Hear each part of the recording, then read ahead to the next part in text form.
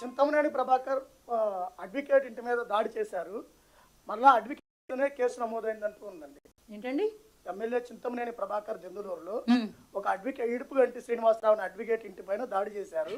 కానీ చింతమనేని ప్రభాకర్ మీద కాకుండా అడ్వకేట్ మీదనే కేసు నమోదు చేశారంటున్నారు. కేసు నమోదు చేశారని అంటున్నారా? కేసు నమోదు చేశారండి. చేశారు, కేసు నమోదు చేశారు. నిందితుడి మీదనే, అంటే బాధితుడి మీదనే కేసు. యాక్చువల్గా ఒకటి ఇప్పుడు పోలీస్ డిపార్ట్మెంట్కి తెలుసు అక్కడ ఏం జరిగింది, దాని మీద మామూలు కేసు నిజమైన కేసు అన్నది మీకు నాకు ఇక్కడ కూర్చున్నా తెలియదు, అసలు బ్యాక్గ్రౌండ్ ఏంటన్నదే తెలియదు. సో నేను డెఫినెట్గా నేను ఆ వీడియో కూడా చూశాను, నేను ఎస్పీ గారితో కూడా మాట్లాడాను, ఎస్పీ గారు కూడా నాకు ఒక నివేదిక ఇచ్చారు, దాన్ని బేస్ చేసుకొని ఎంక్వైరీ కూడా జరుగుతుంది. కేసులు పెట్టినా కేసులు ఎవరి మీద పెట్టాలి ఎవరి మీద పెట్టకూడదు అన్నది కూడా డిపార్ట్మెంట్ నిర్ణయించుకుంటుంది. Madam, as per law police డిపార్ట్మెంట్కి సంబంధించి వెల్ఫేర్కి సంబంధించి వాళ్ళకి వీక్లీ ఆఫ్ ఇస్తామని, లేకపోతే పుట్టినరోజుకు పెళ్లి రోజుకు మేము సెలవు ఇస్తామని చెప్పి మీరు సీఎం గారు ఎన్నికల ప్రణాళికలు కూడా చెప్పారు. కానీ అది అమలు కావట్లేదు అనేది చెప్తారు. అమలు అయ్యేదానికి కూడా దాన్ని ఎలాగ చేయాలి, ఇప్పుడు మీ అందరికీ తెలుసు సిబ్బంది కొరత ఉంది, కానీ సీఎం గారి నోటి నుంచి వచ్చింది కాబట్టి దాన్ని ఎలా చేయాలనే దాని మీద ఆల్రెడీ అంటే దానికి కూడా యాక్షన్ ప్లాన్ ఉంటుంది కదండి. ఇప్పుడు ఒకేసారి ప్రాబ్లం అయ్యి వాళ్ళు ఏదైనా సెలవుల మీద వెళ్ళినా అగైన్ మళ్ళీ మీరే కూర్చొని ఏమంటారు, వాళ్ళందరూ సెలవులు ఇచ్చారు పెళ్లి రోజుని పుట్టినరోజని, ఈ రోజుకి లాండ్ ఆర్డర్ తప్పిందని మీరే అంటారు మళ్ళీ. సో దానికి కూడా ఒక యాక్షన్ మిగతా డిపార్ట్మెంట్స్ లాగా ఈజీగా సెలవులు ఇచ్చేదానికి ఉండదు కాబట్టి ఆల్రెడీ ఆ డిపార్ట్మెంట్ వాళ్ళు దాని మీద కూడా ఒక వర్కౌట్ చేస్తున్నారు.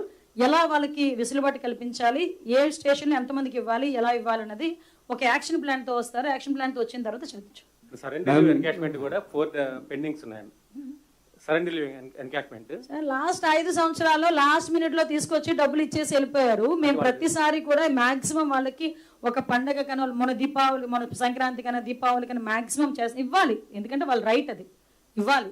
కానీ నేను కూడా రిక్వెస్ట్ చేసుకునేది ఏంటంటే ఈరోజు ఉన్న ఫినాన్షియల్ ప్రాబ్లమ్స్ని దృష్టిలో పెట్టుకొని కొంచెం డిపార్ట్మెంట్ వాళ్ళు కూడా అర్థం చేసుకుంటున్నారు, చేసుకోవాలని కూడా కోరుకుంటున్నా. వాళ్ళకి రావాల్సిన బకాయిలు ఏదైతే ఉన్నాయో as early as possible phases మారేగానే మేము ఇచ్చేస్తాం.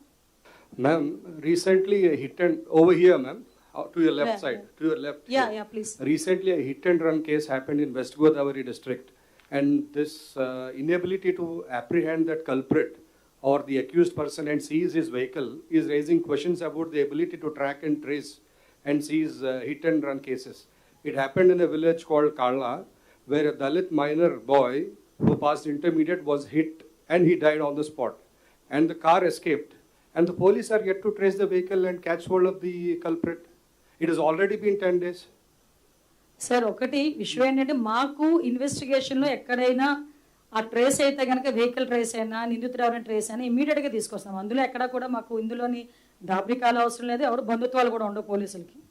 ఓకే, నేనేమంటానంటే కొన్ని సందర్భాల్లో ఒక్కొక్క కేసు ఇమీడియట్గా 2 గంటల్లోనే ట్రేస్ అవుట్ చేయగలం. ఒక్కొక్క కేసు కొన్ని సందర్భాల్లో ఒక 2 days అయినా 3 days అయినా కూడా ట్రేస్ చేయలేకపోవచ్చు. కానీ మా డిపార్ట్మెంట్ దాని మీద ఎఫెక్టివ్గా వర్క్ చేస్తున్నారు, ఇమీడియట్గా వాళ్ళందరినీ కూడా పట్టుకుంటాం. 10 రోజులు అయిందండి, నియర్లీ 10 days. యా సార్, దాని మీద టెక్నికల్ ఇష్యూస్ ఏమున్నాయి ఒకసారి నేను కూడా చెక్ చేసుకుంటాను. మీరు చెప్పారు కదా, ఇప్పుడు నేను కూడా చెక్ చేసుకుంటాను. Thank you. Madam, ACB data ఒకటి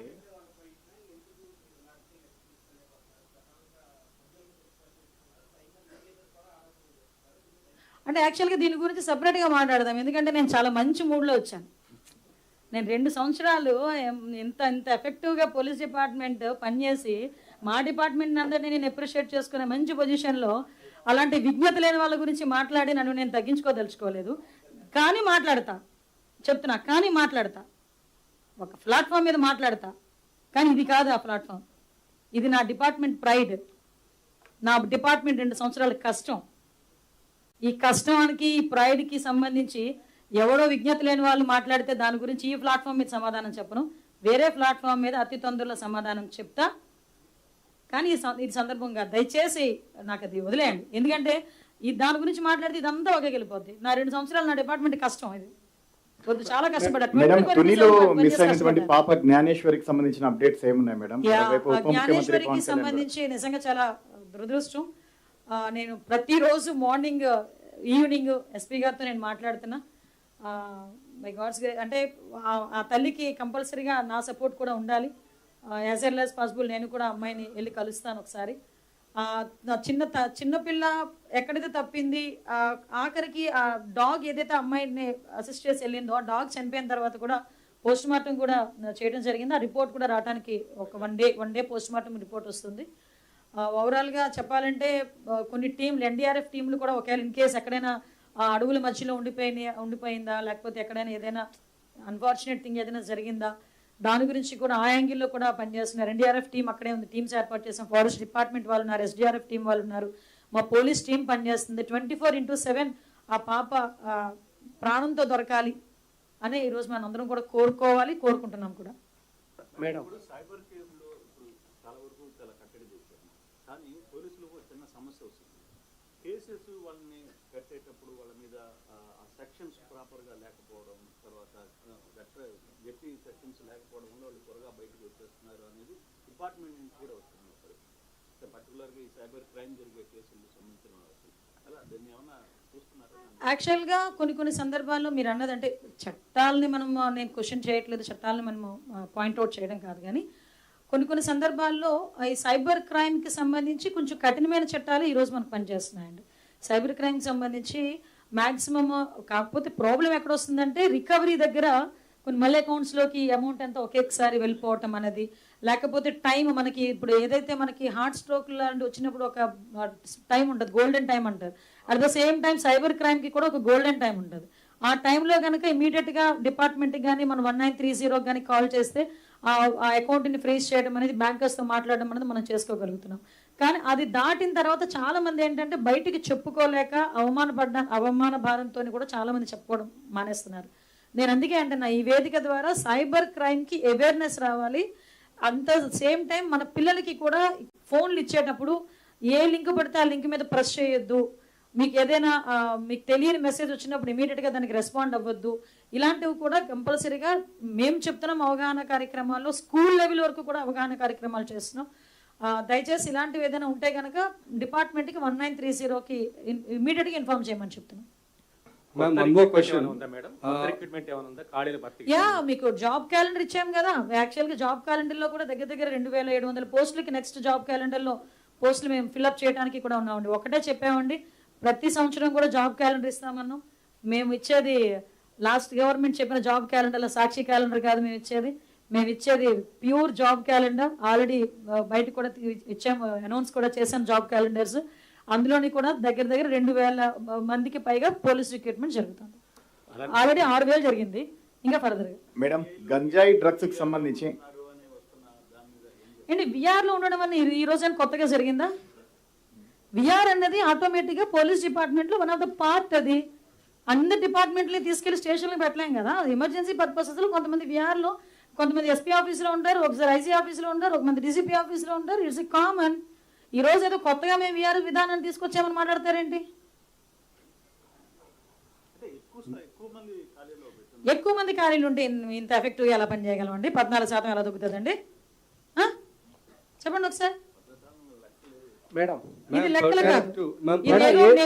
యాజ్ ఎ హోమ్ మినిస్టర్, ఒక హోమ్ మినిస్టర్గా సెక్రటేరియట్లో ఇంతమంది పోలీస్ ఆఫీసర్స్ మధ్యలో అధికారికంగా చెప్తున్నా, ఇది నా పార్టీ ఆఫీస్లో పెట్టుకొని మాట్లాడితే లెక్కలు అని మీరు అనండి. కానీ నేను సెక్రటేరియట్లో ఇంతమంది పోలీస్ ఆఫీసర్స్ మధ్యలో అధికారికంగా యాజ్ ఎ హోమ్ మినిస్టర్ నేను చెప్తున్నా విషయాలు ఇవన్నీ కూడా. ఇది మీరు ఎక్కడైనా క్వశ్చన్ చేసుకోవచ్చు, ఎక్కడ క్వశ్చన్ చేసినా ఆన్సర్ చెప్పడానికి మేము సిద్ధంగా ఉన్నాం. మేడం, డ్రగ్స్ గంజాయి నిర్మూలన కోసం మేడం ఇక్కడ డ్రగ్స్ గంజాయి నిర్మూలన కోసం ఈగల్ టీంని ఏర్పాటు చేశారు. అలాగే అవేర్నెస్ ప్రోగ్రామ్స్ క్రియేట్ చేశారు. దానివల్ల ఎవరైతే వాడుతున్నారో వాళ్ళు కూడా ఒక అవగాహన తెచ్చే ప్రయత్నం చేస్తున్నారని చెప్పారు. కానీ ప్రజెంట్ సోషల్ మీడియా అనేది చాలా దారుణంగా ఉంది. ఎక్కడ చూసినా కూడా అబ్యూజ్ వర్డ్స్ అనేది యూజ్ చేస్తున్నారు. దానివల్ల క్రైమ్ రేట్ పెరగడానికి కూడా అవకాశం ఉంది. సో దాన్ని కంట్రోల్ చేసేందుకు ఏమైనా టీమ్స్ను ఫార్వర్డ్ చేయడం కానీ, వాళ్ళ వల్ల ఒక అవేర్నెస్ చేయడం కానీ, అటువంటి ఏమైనా ప్రోగ్రామ్స్ కండక్ట్ చేస్తారు? యాక్చువల్గా ఈ సోషల్ మీడియాలో పెట్టుతున్న పోస్టులు అండి, లీగల్గా మేము చేయాల్సిన పని మేము చేస్తాము. కానీ నా ఒక మహిళగా, తర్వాత హోంమంత్రిగా, ఒక తల్లిగా, ముందు ఒక మహిళగా, ఒక తల్లిగా, తర్వాత హోంమంత్రిగా మాట్లాడుతున్నా.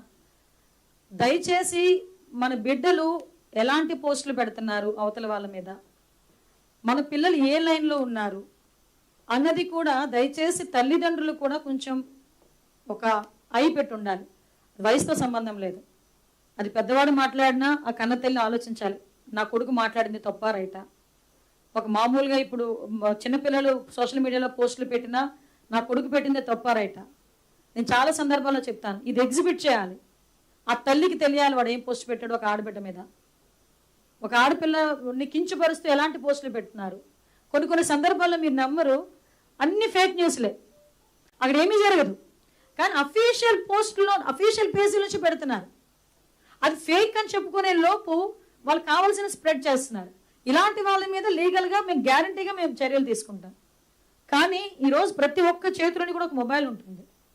ఒక మొబైల్ అన్నది వాళ్ళకి ఎలా ఉంటుంది, వెపన్లా ఫీల్ అయితే అది వాళ్ళ ఆత్మరక్షణకి ఇంకొకరిని రక్షించడానికి ఉపయోగపడాలి తప్పించి ఇంకొకరిని కించపరిచే విధంగా మారే పరిస్థితులు వస్తాయి కనుక డిపార్ట్మెంట్ తన పని తను చేసుకెళ్ళిపోతుంది. తర్వాత లాల్ని వేధించారు, నీళ్ళు వేధించారు అని చెప్పి ట్యాగ్ లైన్ పెట్టి ఏంటి క్యాస్ట్లను ట్యాగ్ లైన్ పెట్టి పెడతారు. అది తప్పు. నేను ఏ నాయకుడైనా బయటకు వచ్చి కొంతమంది నాయకులు మాట్లాడతారు, ఏంటి నిజంగా నేను ఆ విషయంలోని గౌరవ సీఎంగానే నేను నిజంగా ఒక గురువుగా భావించాను, అందరం కూడా అప్రిషియేట్ చేయాలి. ఎక్కడైనా ఒక వర్డ్ తప్పుగా మాట్లాడితే మమ్మల్ని పిలిచి తిడతారు. అది ప్రతి ఒక్క పార్టీలోని కూడా సిద్ధాంతం ఉంటే లేడీస్ ఇలా ఇబ్బందులు పడే పరిస్థితులు రావు. కాబట్టి నేను ఏంటంటే మా డిపార్ట్మెంట్ పరంగా మేము చేసుకునేది మేము చేస్తాం. అట్ ద సేమ్ టైం ప్రతి తల్లికి, ప్రతి తండ్రికి, ప్రతి అక్క చెల్లెమ్మకి, ప్రతి అన్నదమ్ముడికి కూడా దయచేసి మీరు ఇంకొకరి మీద పోస్ట్ పెట్టేటప్పుడు ఒక్కసారి మన ఇంట్లో ఒక ఆడబిడ్డ ఉంది, ఒక తల్లి ఉంది, ఒక చెల్లి ఉంది అన్న సంగతి మర్చిపోకుండా పెట్టమని మాత్రం కోరుకుంటున్నాను. అన్నీ మర్చిపోయి పెట్టారనుకోండి వాళ్ళు విజ్ఞతకు వదిలేయాలి. Ma'am, one more question pertaining to disaster management. Can you please tell what infrastructural reinforcements have been made to avert a Budameru disaster again?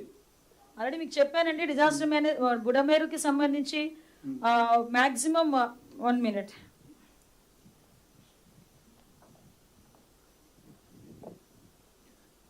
Good afternoon, నేను ఎండిఎస్సీఎం ప్రకాశన్ ఉన్నాను. బుడమేరు ఫ్లడ్స్ అయిన తర్వాత ఇప్పటిదాకా మొత్తం రాష్ట్రంలో రకరకాలంగా 1200 crores వరకు ప్రాజెక్ట్ శాంక్షన్ చేయడం జరిగింది. So that we don't have a recurrence of incident like Budameru floods. అది కాకుండా మనకు స్పెసిఫిక్గా కోస్టల్ వల్నరబుల్ 2 జిల్లాలు ఉన్నాయి, ఒకటి వైజాగ్, ఒకటి కాకినాడ. అక్కడ కూడా ఎన్డీఎంఎఫ్కి వెళ్ళి 500 crore worth of projects have been sanction. ఇక్కడ చెప్పడానికి విషయం ఏంటంటే under the guidance of the government, Andhra Pradesh is the only state which has received sanction of such kinds from NDMF so far. అదే ఒక పెద్ద మాట which we should feel proud of.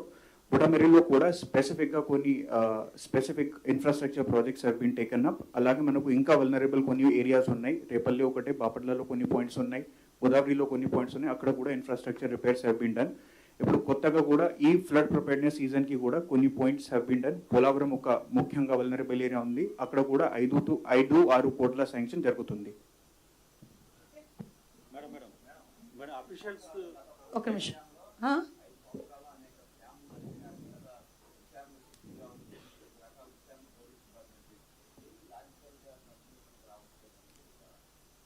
లాజికల్గా కంక్లూషన్కి రాకూడదని కాదండి. ఒకటి ఏంటంటే మేము ఎవరిని టార్గెట్ పెట్టి మేము దర్యాప్తు చేస్తే మీకు లాజికల్ కన్క్లూజన్గా అది చాలా ఎర్లీగా వస్తుంది.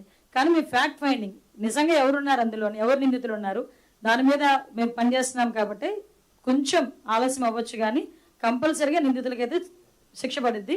దానికి సిఐడి ప్రత్యేకంగా దాని మీద దృష్టి పెట్టుకుంటున్నారు. మేడం, మీ డిజాస్టర్ మేనేజ్మెంట్లోనే సుమారు 1800 కోట్ల రూపాయల దాకా నిధులు దుర్వినియోగమైనాయి మేడం. నిధులు దుర్వినియోగం అయిపోయినాయి. దుర్వినియోగం 1800 కోట్ల లాస్ట్ 2019 to 24. అదే కదా, నాకు ఒక నిమిషం కంగారు వచ్చింది. మా ప్రాకారం కూడా ఒక నిమిషం ఆశ్చర్యంగా చూసినట్టున్నారు. యా ఓకే, యా అవునండి, మీరు అనేది కరెక్టే. దాని మీద కూడా మేము ఇంటర్నల్గా ఎంక్వైరీ చేసుకుంటున్నాం. ఓకే, దాని మీద కూడా ఒకసారి వెళ్తాం మేడం.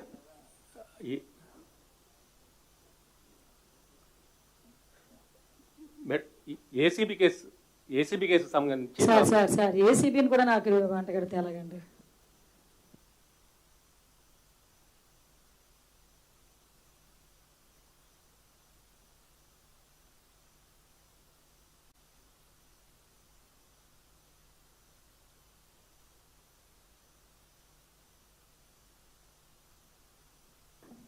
ఇన్వెస్టిగేషన్ పక్కాగా జరుగుతుందని మాత్రం అంటాను.